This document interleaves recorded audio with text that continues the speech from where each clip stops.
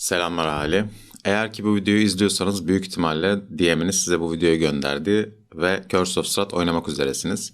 Size kısaca Curse of Strahd nasıl bir oyun, nasıl karakterler hazırlayabilirsiniz, güçlü bir karakter hazırlamayı tercih etmek için neler seçebilirsiniz, cümle devrik olsa da gibi şeylerden bahsedeceğim. Şöyle ki bu ortalamanın biraz üzerinde zorlukta bir oyun olsa da çok keyif alacağınız, yaratıcılığınızı kullanabileceğiniz bir oyun. Daha önce 3 farklı grupla ve 13 farklı karakterle oynadık. Hepsi birbirinden keyifliydi. Hepsi çok güzeldi. Çok eğlendik. Size de eğlenme tarzınıza göre bazı ipuçları vermek istiyorum. Şimdi başlayalım tanıtıma. Curse of Strahd nasıl bir oyun? Neden en iyi modüller arasında gösteriliyor? Hep ilk üçte vesaire. Curse of Strahd'da sizin baş düşmanınız Strahd Vanzorovic ve onunla savaşıp buralardan kaçmanız gerekecek. Ana tema olarak bu. Oyun biraz gotik temalı bir oyun ve eğer ki vampirleri, kurt adamları vesaire seviyorsanız bu oyunu da çok seveceksiniz. Sadece bu değil, aynı zamanda çok derin bir hikayesi var. Eğer ki aşk, ihtiras, işte drama gibi şeyleri seviyorsanız gene kesinlikle sizin için çok keyifli olacak bir oyun. Her zaman kılıç kalkan kullanılarak çözülebilecek sorunlar görmeyeceksiniz. Her zaman büyüler kullanarak çözülebilen sorunlar görmeyeceksiniz. Sosyal becerilerinizi de kullanmanız gerekecek. Bu da yetmeyecek. Başka arkadaşlar edinmeniz gerekecek. NPC'ler arasından adam toplamanız gerekebilecek. Arkadaşlar edinmeniz gerekecek. Onların istediği şeyleri yapmanız gerekecek. O yüzden sadece hasara odaklanmanız, damage'im yüksek olsun gibi şeyler odaklanmanız çok doğru olmayacak. Fakat eğer ki Dungeon Master'ınız size detaylı bir şekilde bir NPC'yi anlatıyorsa ve size tanıştırmaya, ya anlıyorsanız artık bu adamla tanışmamız gerekiyor diye o huku yakalayıp o adamla tanışın veya o kişiyle tanışın, o NPC ile tanışın. Belki de ileride size faydası olabilir. Belki onun hikayesiyle ilgili bir şeyler keşfedebilirsiniz. Bizim hiç beklemediğimiz bazı NPC'ler çok tepelere çıktı oyunda ve bambaşka şekiller aldı oyunların ikisi birden. Ama buna ek olarak şöyle de bir şey var. Standart D&D Dungeon Master of Fantasy RPG deyince Legend of Zelda gibi yeşil işte çimenler, işte ormanlar falan gibi şeyler aklımıza geliyor ama burası pek de öyle değil. Burası daha çok karanlık, ve tepemizde hep yağmur bulutları olacak. Sürekli yağmur yağacak, arada bir duracak. Güneşi pek fazla görmeyeceğiz bu modülü oynarken. Yani karakterinizin mutsuz olması için birçok sebebiniz olacak. O yüzden karakterinizin ateş başında oturuyorken ya da tavernada oturuyorken, arkadaşlarınızla sohbet ediyorken ya da yalnız başınayken kendi kendine yapacağı, tarif edeceğiniz, betimleyebileceğiniz bir hobisi olmasını tavsiye ediyorum.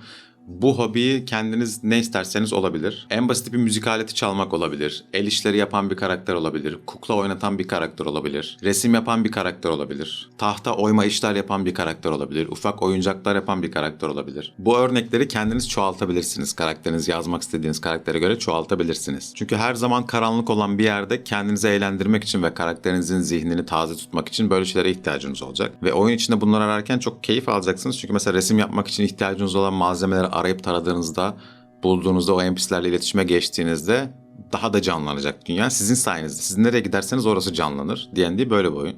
Ayrıca bu oyunda seviye alma işi sadece savaşla, kombatla, XP ile böyle değil. Milestone'la gidiyorsunuz. Keşfettikçe bazı yerlere seviyeleriniz yükselecek. Bazı şeyleri buldukça seviyeleriniz yükselecek. Ve NPC'lere yardım ettikçe, seçtikçe, politikayla biraz ilgilendikçe çok derin bir oyuna sahip. Ve çok eğleneceksiniz. Gerçek yaşayan bir dünyanın içinde kendinizi hissedeceksiniz. Neyse devam edelim. Biraz konudan saptık. Dediğim gibi Curse of Strahd gotik temalı bir oyun. Sizin bolca not almanızı tavsiye ederim. Mutlaka bu oyuna ayırdığınız ayrı bir not defteriniz olsun. İlk bölümde gördüğünüz en ufak bir şey bile daha sonra bunu görmüştüm şeklinde karşınıza çıkabilir, çıkacaktır da. Bu dünyadaki NPC'lerin hepsi bir hayat yaşıyor ve onları anlamaya çalıştığınızda dünya daha da iyi bir yer olacak sizin için. En azından daha iyi anlayacaksınız. Onların da bir geçmişi var, istekleri var, hedefleri var, amaçları var. Bunları gördükçe sizin için her şey daha da pekişecek, üst üste koyun olacak ve en son karşılaştığınız kötü adamın Strahd'ın sadece işte yüksek güçleri olan vurdumu indiren bir adam olmadığını anlamak için bu NPC'lerle bolca sohbet etmenizi tavsiye ederim. Not alma kısmını bitirdiğimize göre şimdi karakter geçmişinden bahsedelim. Buraya bir şekilde geleceksiniz Barovia topraklarına ve her nasıl getirdiyse DM'iniz sizi buraya, buradan bir geçmişiniz yok. Buraya bir misafirsiniz ve buradan daha önce yaptığınız şeyler sizi şekillendiren şeyler. Yani ya benim geçmişte şöyle şöyle bir akrabam vardı, böyle bir düşmanım vardı gibi şeyleri burada görme ihtimaliniz çok olmayabilir. Eğer ki Dungeon Master'ınız özellikle onu koyarsa oraya belki o şekilde olur. Ama karakterinizin kendisiyle alakalı şeyleri düşünmeniz, hobileri, neler yapar, ne eder, amacı ne vesaire gibi şeyleri düşünmeniz daha iyi olacak. Bu yüzden geçmişinizi aşırı dolu yazmanızı pek tavsiye etmiyorum. Bazı arkadaşlar 5 sayfa dolu dolusuya geçmiş yazıyorlar ve gönderiyorlar. Yani kullanamadıktan sonra okey siz istediğiniz şekilde yazın.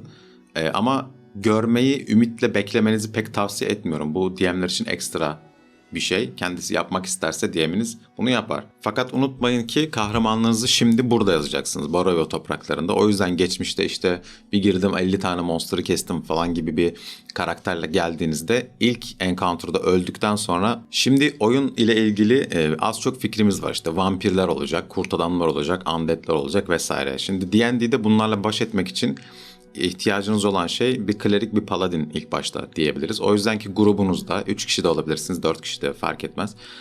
Bu grubunuzda mutlaka bir klerik, paladin ikisinden biri olmasını tavsiye ediyorum. Peki aramızda hiç klerik olmasa, paladin olmasa oyunu bitirebilir misiniz? Evet, bitirebilirsiniz. Oynattığım gruplardan bir tanesi böyleydi. Dördünün de arasında klerik ya da paladin yoktu. Bununla birlikte sadece sosyal becerilere odaklanan bir grup oluşturursanız bu sefer de kombatlarda çok düşük kalırsınız ve yine başaramama ihtimaliniz daha fazla artar. O yüzden grup ağırlığınızı birazcık dengelemek lazım.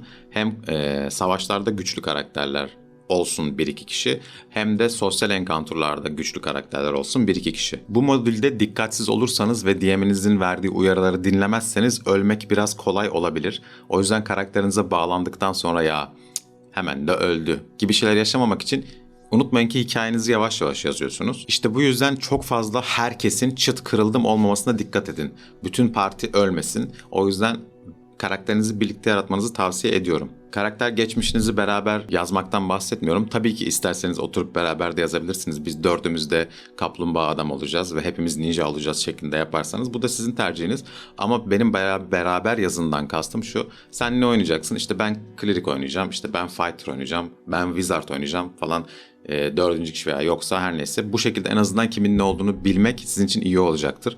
Böylece işte geriye kalan kişi eğer ki aradaysa ya ben barbar mı oynasam acaba sorcerer mı oynasam diye düşünüyorsa bu sefer şey düşünür. Yani grupta zaten güçlü adam var, öndeki savaşacak adam var, ben sorcerer oynayayım. Zaten onu keşfetmek istiyorum diyebilir. Ya da tam tersi olabilir. Aslında hepsinin sonunda önemli olan şey sizin keyif alacağınız bir karakter oynamak. Ne paladinler öldürdü Strat, ne klerikler öldürdü ve siz gelene kadar hiçbiri başarılı olamadı. Bütün hepiniz paladin de olsanız gene ölebilirsiniz. Bütün hepiniz klerik de olsanız gene ölebilirsiniz. Hepiniz gravitörcü wizard da olsanız gene ölebilirsiniz. Burada önemli olan şey sizin keyif aldığınız konsepte, eğleneceğiniz bir konsepte karakter yaratmak ve bununla oynamak, bununla birlikte keşfetmek dünyayı. Karakteri önce siz seveceksiniz. Sonra DM'inizle birlikte çalışacaksınız ve güzel bir karakter ortaya koyduktan sonra zaten çok keyif alacaksınız. Eğer ki modülle ilgili sorularınız varsa yorum olarak bırakabilirsiniz. Fakat benim hazırlayacağım videolar DM'lere yönelik olan videolar olacak ya da arkadaşlarınıza bu oyunu oynatmak istiyorsanız DM olarak bu şekilde izleyebilirsiniz. Videoları izlemenizi istemem çünkü bunu gördükten sonra oynamanın keyfinin kaçırdığını düşünüyorum. Yani bakmayın, görmeyin, izlemeyin. Belki de ilk defa videoları izlemeyin diyen birisi olabilirim. Yani oyuncuysanız oyuncu videoları gene ayrıca atacağım zaten. Ama bu DM guide olanları, DM rehberi olanları izlemenizi tavsiye etmiyorum. Bugün anlatacaklarım bu kadardı. Umarım aşağı yukarı nasıl bir oyun oynayacağınızı anlamışsınızdır. İzlediğiniz için teşekkür ederim.